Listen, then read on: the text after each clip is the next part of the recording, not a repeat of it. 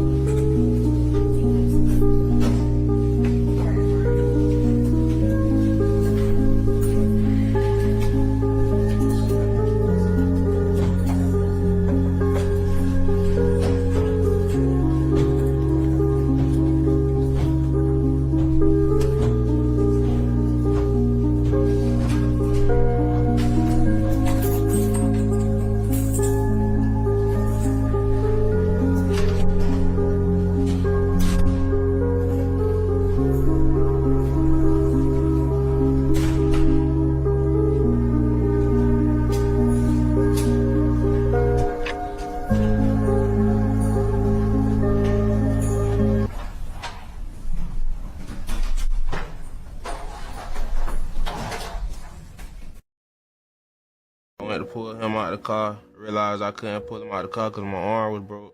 I ran in the hotel trying to get somebody to call the ambulance. Nobody was there, so I ran to the elevator, went upstairs trying to get somebody to call for help. Nobody came to the door, so I was just in the hallway trying to like catch my breath, trying to like stay awake, feel me, because I was losing consciousness. The person we was with, he ended up grabbing my phone and calling the ambulance. They came upstairs. They assessed the situation. They saw me and the other person was shot. Probably like 5 minutes later, another officer came upstairs and told us the person we was in the car with was deceased. But like, I was just in denial. Like, I ain't believe that, so I ain't really like listen to what he was saying. I just remember like being in surgery and like telling myself like I'm kind of like cracking jokes about it. Like I'm knowing he finna wake up. He probably finna hop on live, turn up on it. You feel me? I'm just knowing how he is.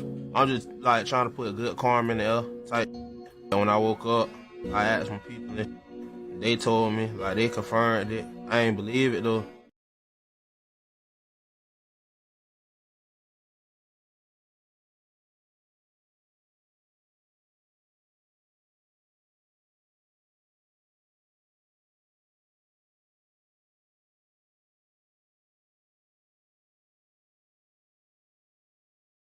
Because what Alicia uncovered is dark and will put some people behind jail for a long time. But first, let me show you what Alicia said about her boyfriend.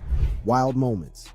Getting your girlfriend involved in a murder is crazy work by itself. Foolio's killers must be regretting their decision to tag a female along because police documents show that she might be truth-telling behind closed doors. Alicia Andrews, who is the girlfriend of rapper Isaiah Chance, alias Gutta Zay, was among the 5 arrested in connection to Foolio's murder, and it seems that she is already cracking. According to police documents, Alicia Andrews was shown surveillance footage during the interrogation, and she made the fatal mistake of identifying herself in all the footage she was seen in. Now, the prosecution has enough ammo to place her more than 2 hours away from home and in the exact locations as the murder victim. Apart from telling on herself, Alicia Andrews also snitched on her boyfriend. According to police documents, she identified Isaiah Chance as the male driving the suspect vehicle, the Silver Cruise, while it was tracking the victim's movements. The group traveled to Tampa in a silver Chevy Cruze and a black Chevy Impala. Isaiah Chance, a documented ATK member, and Alicia Andrews drove the silver Chevy Cruze. The black Chevy Impala, registered under Sean Gathwright's mother's name, was primarily driven by Gathwright himself. Their target, Foolio, had publicly advertised his appearances at 2 Tampa nightclubs, Teaser's Gentlemen's Club and Truth 18 nightclub, via his Instagram account. This provided the perfect opportunity for the defendants to track and follow him. On the day of the murder, Chance and Andrews were seen in the silver Chevy Cruze, meticulously following Foolio and his entourage. Surveillance cameras captured their every move, so Alicia Andrews' confession had directly tied her boyfriend to Tampa and placed him at the exact locations Foolio was at the day he was gunned down. But if you think that the snitching couldn't get any worse, Alicia told the cops that her boyfriend was using her phone to communicate with the other killers in the second vehicle. At Teaser's Gentlemen's Club, Chance and Andrews got out of their vehicle. Chance was seen using a phone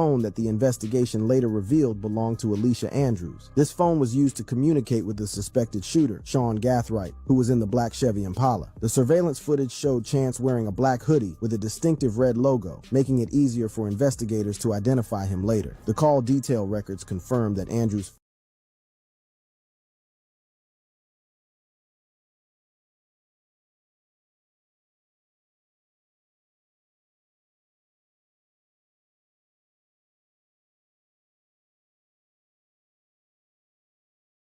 was scheduled to make another appearance. Once again, Chance and Andrews were caught on surveillance video pulling into the club's back parking lot. Chance was seen using Andrews' phone outside the vehicle, further solidifying their connection to the unfolding plot. And now, her confession had confirmed their speculation. However, police records revealed that Alicia denied any knowledge of the murder. But she's not a very good liar, as cops revealed that they caught her multiple times during the interrogation. For example, she told cops that she and her boyfriend were at Teaser's Gentlemen's Club and Truth 18 nightclub, both of which Foolio went to that night because they were thinking of going to party inside. She even told cops that the couple went to the club to ask how much it was to get in. However, cops used surveillance footage at the front of both clubs to prove that the two didn't walk up to the club entrances, but stayed at the parking lot. But this isn't the worst information Alicia Andrews gave cops. She even went ahead and placed her and her boyfriend at the crime scene. As the night progressed, both suspect vehicles continued to follow Foolio and his entourage, setting the stage for the tragic events that would soon unfold. As the night wore on, the defendant's sinister plan reached its deadly climax. After tracking Charles Jones, also known as Julio Foolio, to multiple locations, the suspect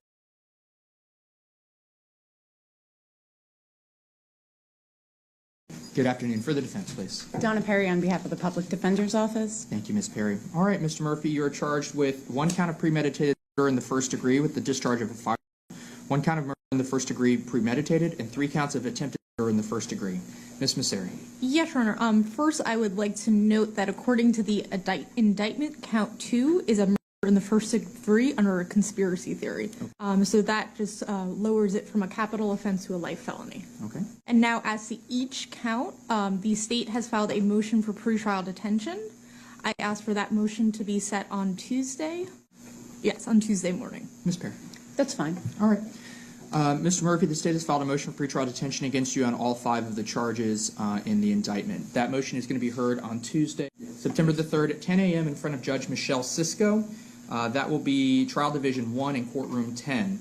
At that time, we will dispose of the motion. If any part or all the motion is denied, we'll set bail and any conditions of release on the charges against you. Ms. Perry, anything on scheduling or anything else that you need to let me know about? No, thank you, Your Honor. Appreciate your time. Thank you.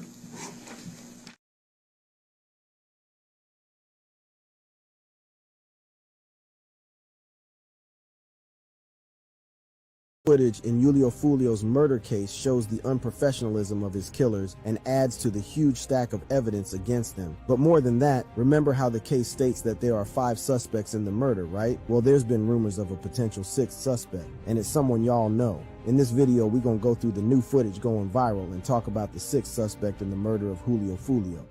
New footage going viral.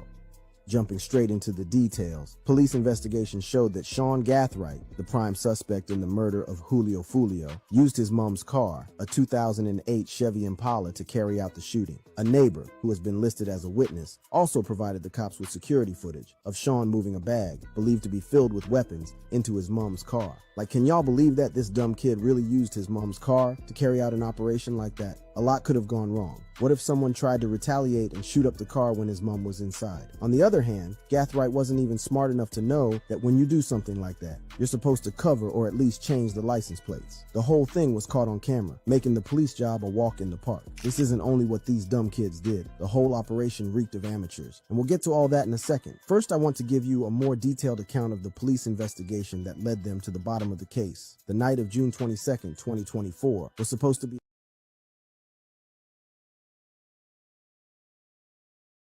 sharing his plans on Instagram, which included appearances at Teaser's Gentlemen's Club and Truth 18 nightclub. However, unknown to him, a group of individuals, later identified by JSO as Sean Gathright, Isaiah Chance, Alicia Andrews, Rashad Murphy, and Davion Murphy, had sinister plans that would turn his celebration into a nightmare. They drove into Tampa, Florida in a silver Chevrolet Cruze, a black Chevrolet Impala, and rented an Airbnb to set up their base of operations. The Airbnb would also prove to be a dumb decision, not because of the renting, but for a mistake Rashad made, but we'll get to that later. On the night of June 23rd, Isaiah Chance and his girlfriend Alicia Andrews were in the Cruze, while Gathright and the Murphy brothers were in the Impala. Surveillance footage later revealed that Chance was using his cell phone to communicate with Gathright, coordinating their movements as they tracked Jones and his entourage from one location to another. At around 4:30 a.m., the Cruze drove by Foolio's parked vehicles twice before parking at the side of the Home 2 Suites by Hilton, where Foolio and his friends were staying. Moments later, the three occupants of the Impala got out and began shooting at his vehicle. The front windshield of the Dodge Charger that Foolio was riding in was struck multiple times, killing him and injuring two others. The back window of a Nissan Altima, parked about 10 feet away, was also hit, injuring another victim. The shooters used AR-style rifles equipped with brass catchers, devices designed to collect spent casings, preventing them from falling to the ground. However, the third shooter had a fully automatic pistol, leaving behind 31 9mm spent shell casings at the scene. These casings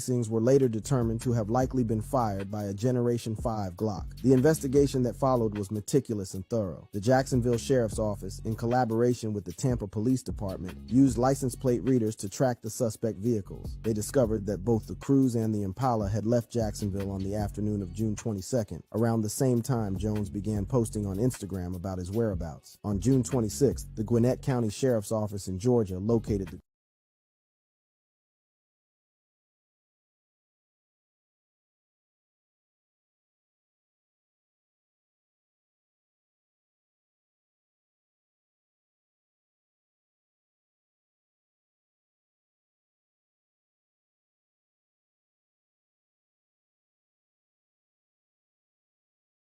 Driver! Open the car door! Let me see your hands! Step on out! Step on out! Look away! Back up to the sound of my voice! Yep. Stop right there. Lift your shirt up. Turn. Do a 360. What? Just listen to us. We'll talk about it.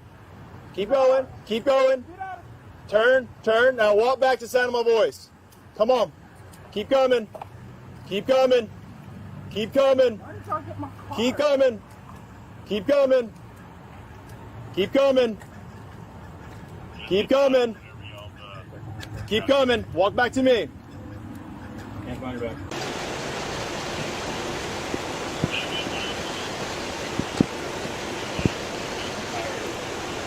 Anytime Fitness, it was at 413 is when that ping was. Isaiah Chance, this is the Jacksonville Sheriff's Office. We are in your front driveway. We have a warrant for your arrest. Come to the front door with nothing in your hands. We are not going away. We're headed your way to a... Hands up! Come on out with your hands up. You're good. Come on out. Hands up. Come Put on your out hands with your up. hands up. We're the city officer. Can't tell. The target? Yeah, it looks like. Yeah. Yep. Put your hands up! Listen, Put your hands in the air. Hands up! Hands in the air. Hands in the air.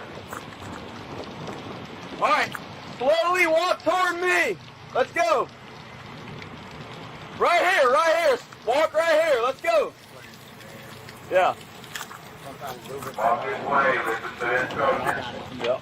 Hey, get your hands up and walk out towards me. Hey, over here. Come this way. Over here. You're going to get hit with the left lethal. Get your hands up and walk towards me. Hands up and walk towards me.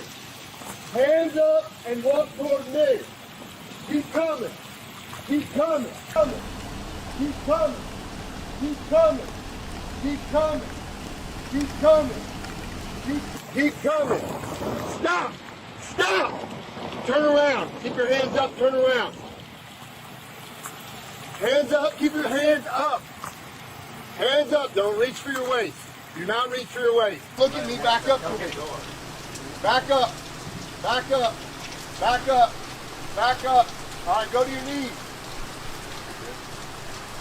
Put your hands behind your back. Stay there. Stay there. Don't move.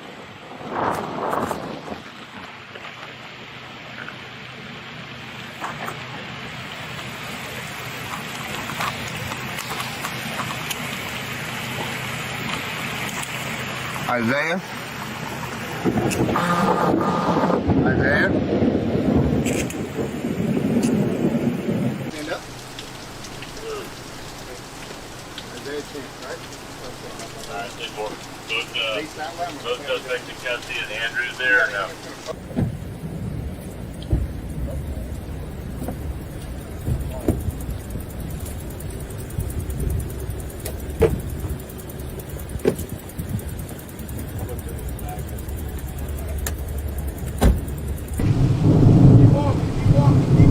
Keep walking. Keep walking. Now turn around. Put your hands behind your back.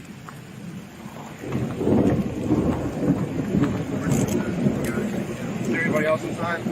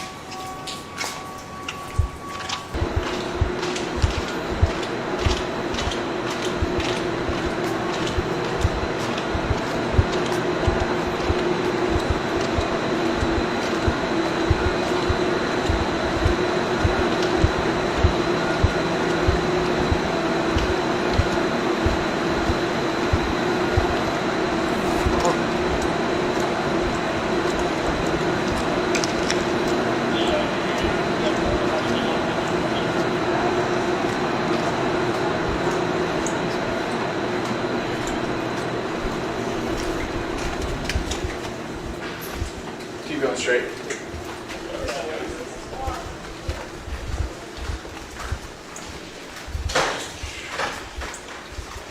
What are we doing?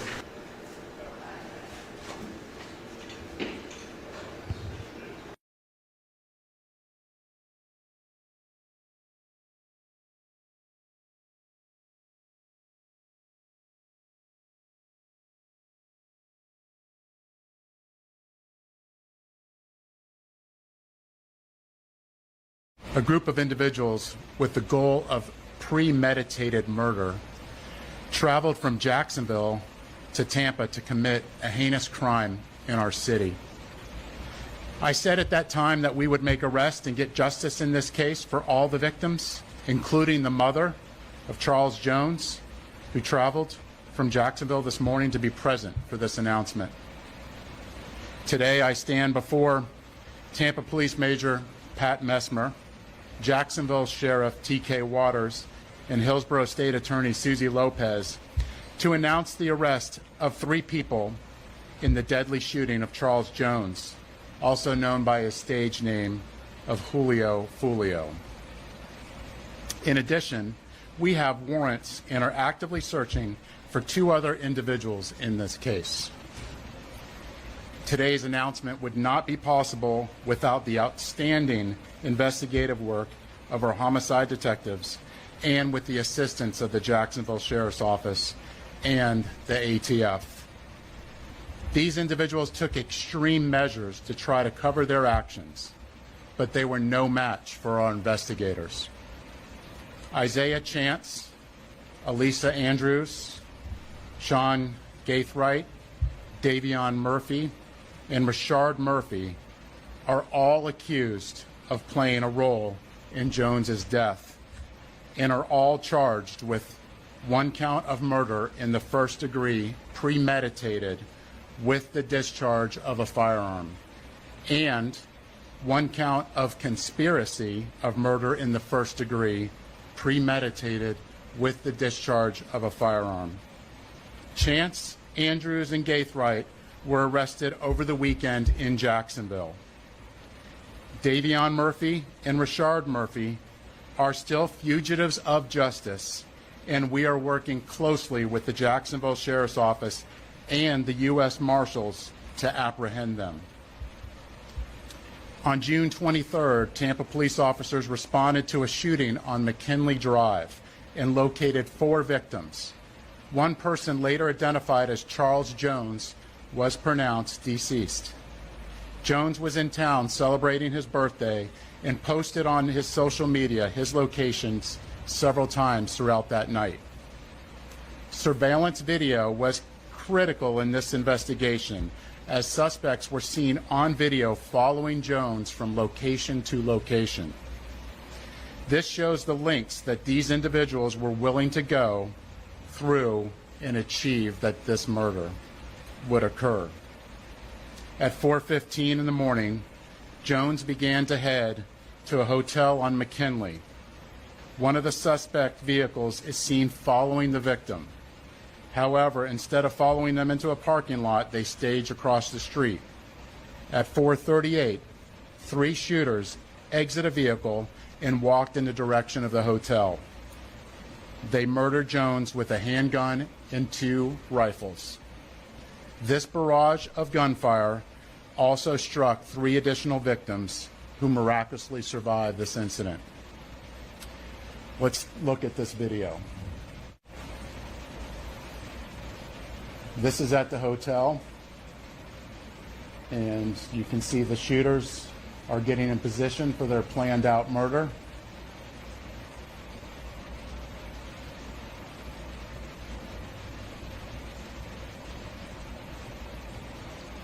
And they are shooting at Charles now, and you can see that he's the passenger in that car that's moving and trying to flee.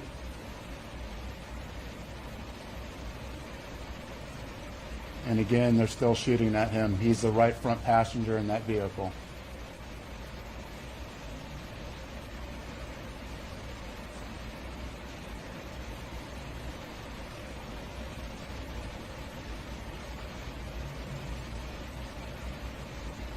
It's clear from that video what they were set out to do and what they had planned to do.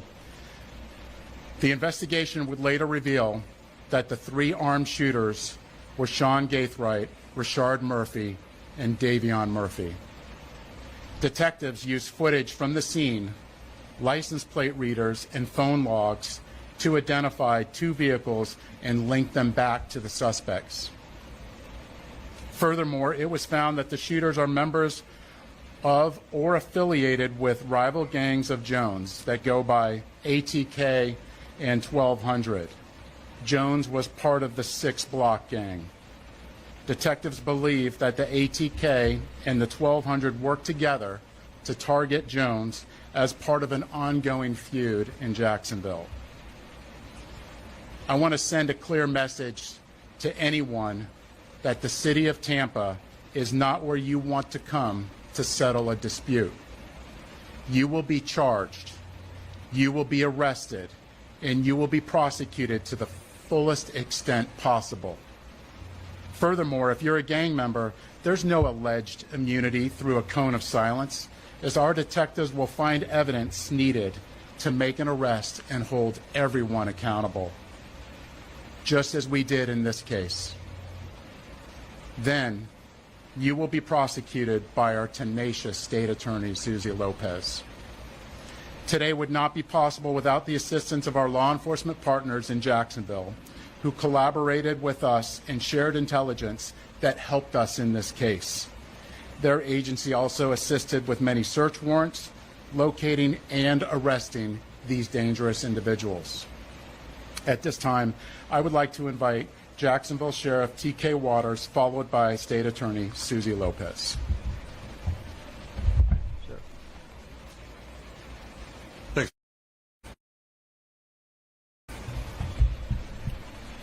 So good afternoon, I'm T.K. Waters, Sheriff of Duval County, Jacksonville, Florida. Thank you, Chief Burkhall, for inviting me to stand with you as we announce these murder arrests. Today, 3 dangerous criminals are off our Florida streets and in police custody where they belong. These individuals have chosen lives of urban terrorism, and with their arrests, we show Tampa, Jacksonville, and the rest of Florida, the rest of this.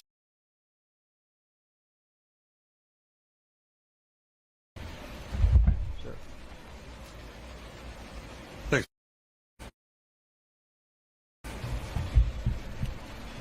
So good afternoon, I'm T.K. Waters, Sheriff of Duval County, Jacksonville, Florida. Thank you, Chief Burkhall, for inviting me to stand with you as we announce these murder arrests. Today, 3 dangerous criminals are off our Florida streets and in police custody where they belong. These individuals have chosen lives of urban terrorism, and with their arrests, we show Tampa, Jacksonville, and the rest of Florida, the rest of this state, that we hold violent criminals accountable. At the Jacksonville Sheriff's Office, we will always work together with our law enforcement partners to ensure that our communities are free of those who choose violence over peace. I want to applaud the investigators from Tampa PD and JSO for their committed collaborative work to bring violent criminals to justice.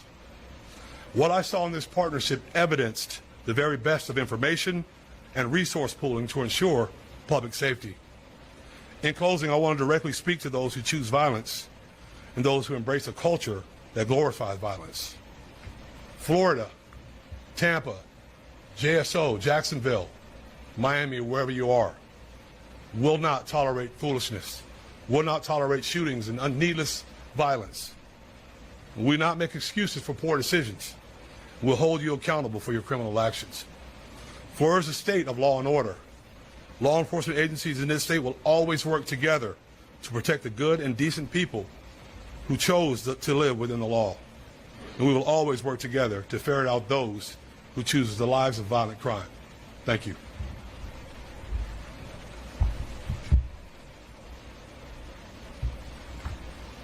Thank you, Sheriff. The ongoing fight between these 2 groups spilled over into Tampa last month. Let me be clear, the feud stops here. All 5 of these defendants are facing life in the Florida State Prison, even the ones who didn't pull the trigger. In Florida, if you participate in the planning of a murder, you can be held accountable for the person's death. And that is what we intend to do here. There were 3 people who pulled the trigger. You saw it on the video. 5 people, though, are charged with murder. The level of planning and coordination between these 5 defendants was truly alarming. It is clear that they all had one purpose in coming to Tampa, and that was to kill. And let's not lose sight of the fact that there are innocent victims in every homicide case, the loved ones who are left behind. His fans knew him as Julio Foolio, but to his mom, he's Charles. We're fighting to make sure that she gets justice. I was able to speak with her this morning before she got to Tampa, and she's in Tampa with us today. I wanted to let her know that my office takes gun violence very seriously, and I let her know that these 5 defendants will be held accountable for their calculated actions.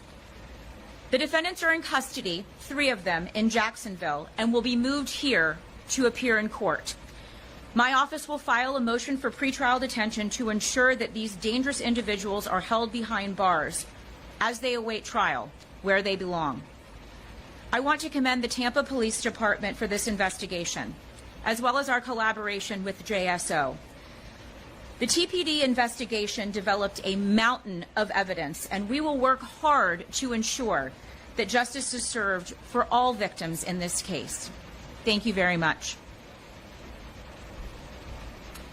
Have some time for questions.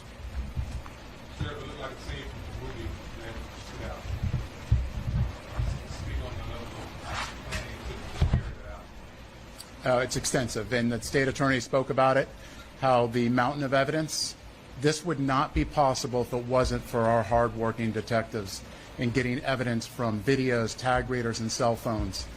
This amount of work I have not seen before, and it would not be possible if it wasn't through our detectives and through us working collaboratively together with the JSO and the ATF and the U.S. Marshals.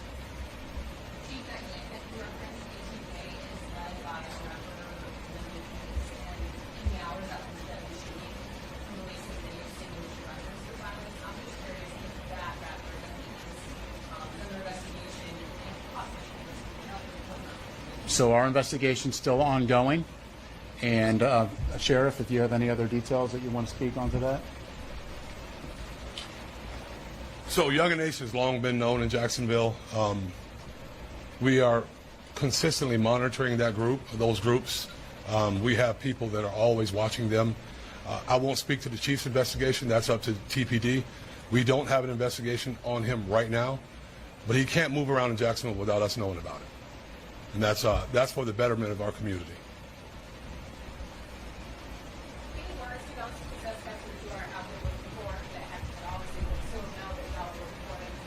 We're pretty confident they already know, and to turn yourselves in so we can have this resolved peacefully. And of course, to anybody out there that knows where they're at, to let us know so we can get them in custody and hold them accountable. We've seen gang violence here in the city of Tampa, and now they're coming from other cities. What's the department doing to combat? Right now, look at what we're doing right now. We're bringing to justice 5 people in a murder in a case that is very difficult to make an arrest. It's us working collaboratively with the community, with Jacksonville, and if this doesn't make a statement, I don't know what does.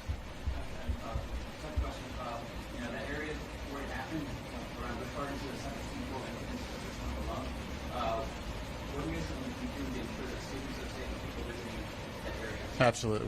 We have officers everywhere. There's particular places in there that we actually are holding accountable for businesses that are allowing this type of activity that we're actually bringing up to a public nuisance abatement.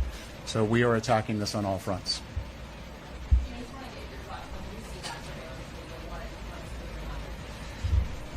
Well, if you look at that, this is something that you would originally think you would see in a movie. But this isn't a movie. This is real life, and these are people's lives. And that's something that we can't forget, is no matter who they are, these are people's lives that are at stake, whether they're innocent or not, and we can't lose sight of that.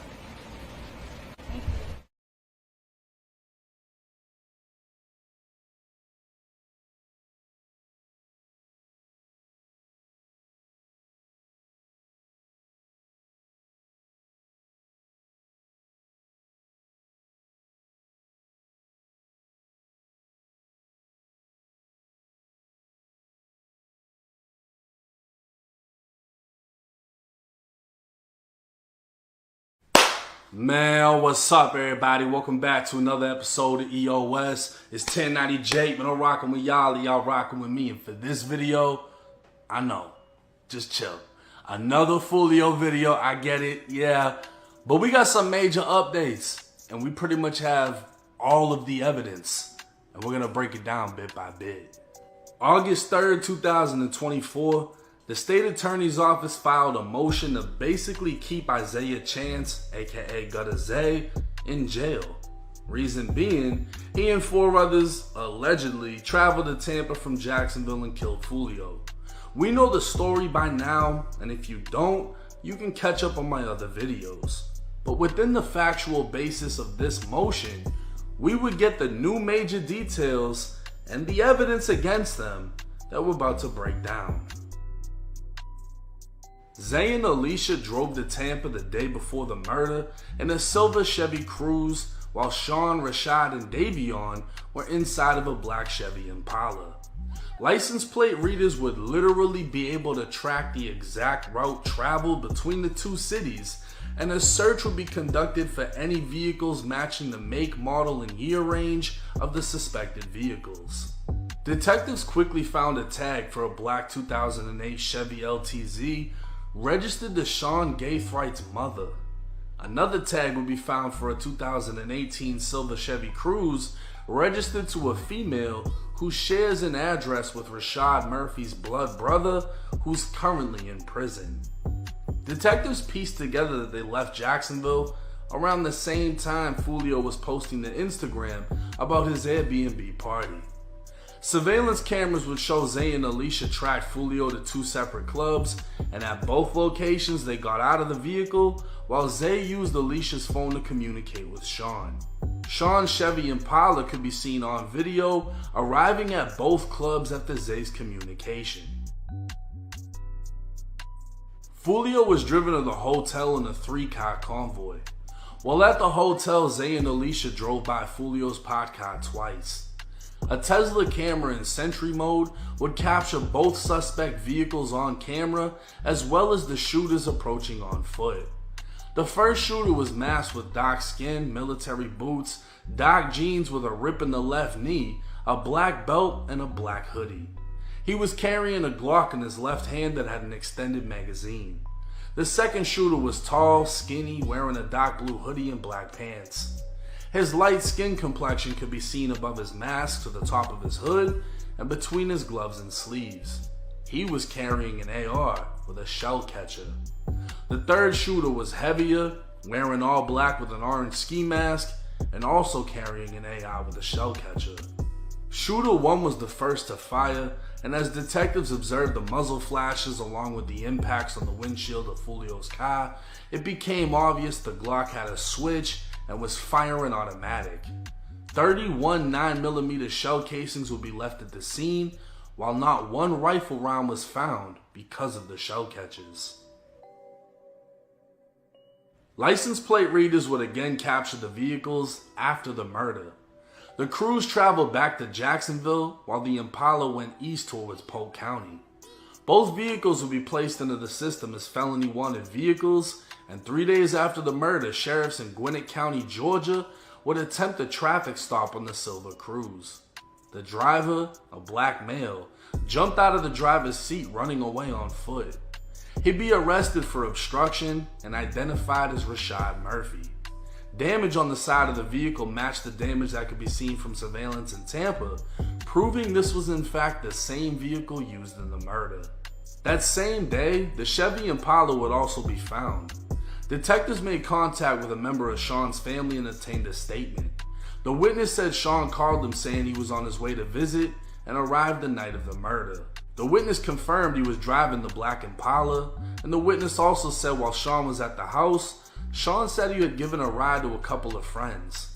He'd eat dinner, rest in one of the rooms, then make his way back to Jacksonville. But instead of taking the Impala, he'd drive back in a gold Toyota 4Runner, also registered to his mom.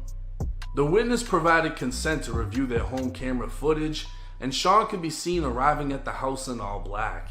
He could also be seen wiping down the Impala with a rag and transferring bags from the car to the garage, which would then be placed in the Toyota. That same night, Sean would get pulled over in Jacksonville. Sheriff smelled marijuana, searched the Toyota, found a Glock in the center console, one of the bags seen on video containing 223 live bullets and 9 spent casings, along with a 9mm barrel and a Glock firing pin. The barrel, pin, and the Glock didn't match the casings in Foolio's death, but the spent rifle casings came back to 2 shootings. One was a homicide in Jacksonville, and the second shooting was the prior attempt on Foolio's life when he was shot in the foot. This would mean Sean is not only charged with killing Foolio, but was in possession of evidence linking him to a failed attempt at killing Foolio. The day after Sean was caught, sheriffs executed a search warrant on Sean's house. They'd find a gun safe and multiple rifles, with one having a brass catcher attached. 2 spent 9mm casings were also found inside the safe, matching the casings found at Foolio's crime scene. So not only did Sean keep casings from when he allegedly tried to kill Foolio, Sean kept the casings from when he allegedly did kill Foolio. They just couldn't find the actual gun. Zay's house would get hit by a warrant next, finding a Glock with an extended magazine, a Glock box, and notes in a notebook detailing Glock switches. The Glock wasn't a match to the murder, and a poster would be found in Zay's bedroom dissing Foolio's gang.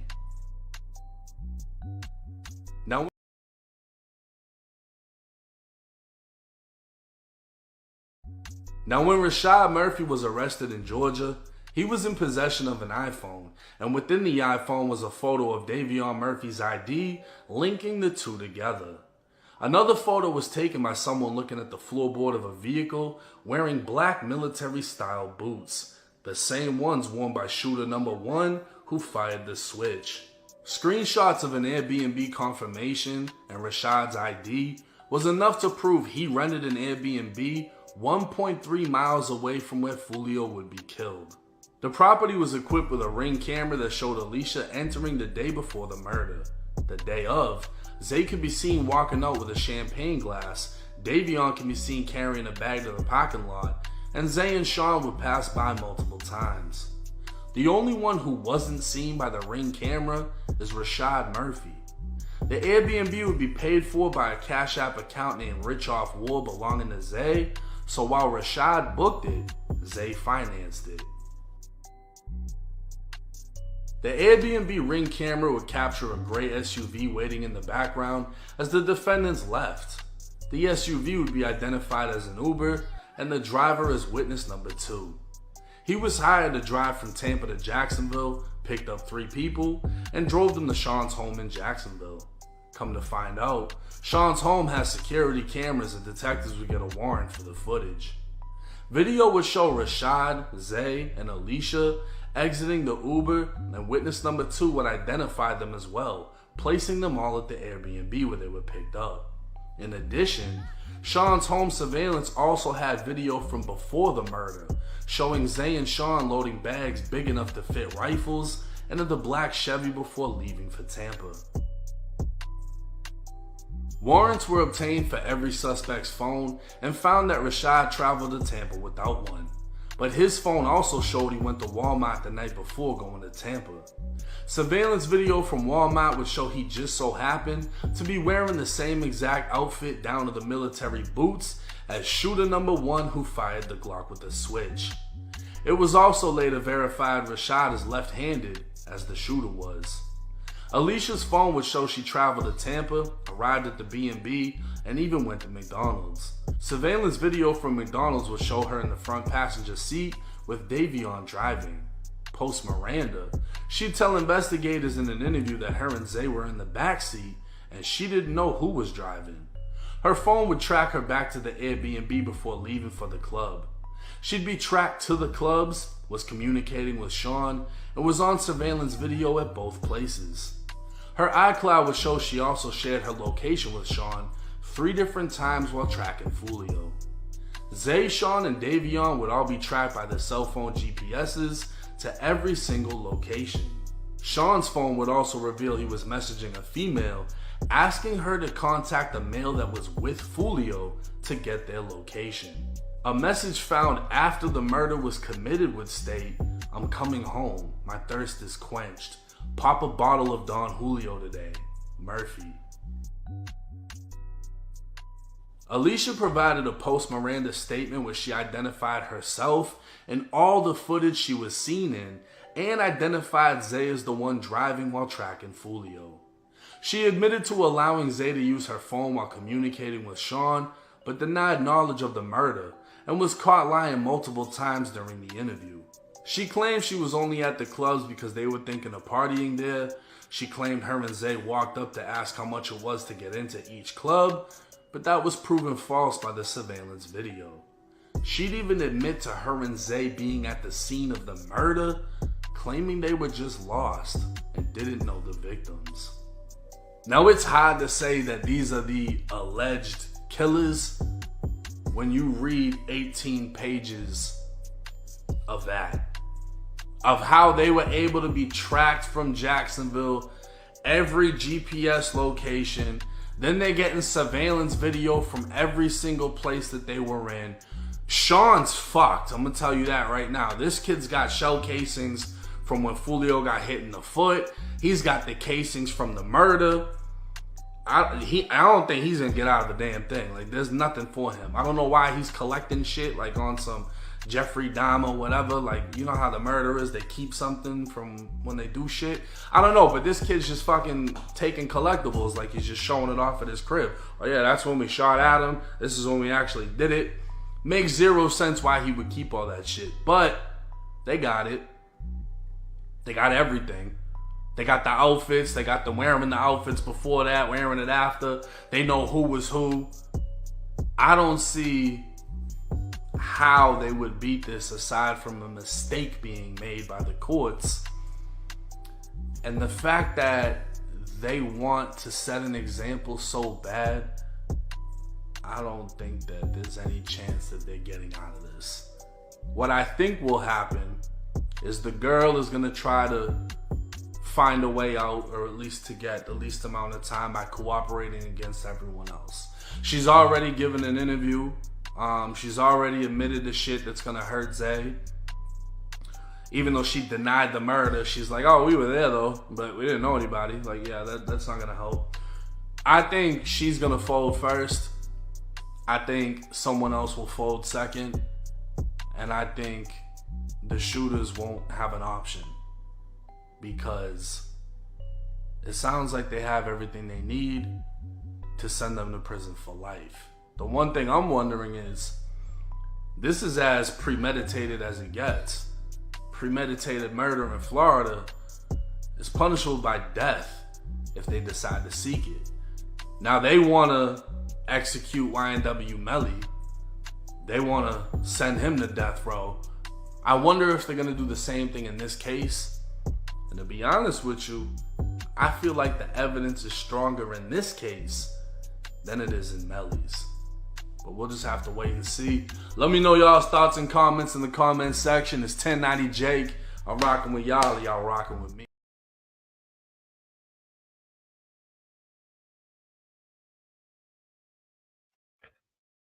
Like, subscribe, share, comment to my YouTube channel. You know what to do. Hit the subscribe button. Warrior Hip Hop. Julio, Foolio, Yungeen Ace.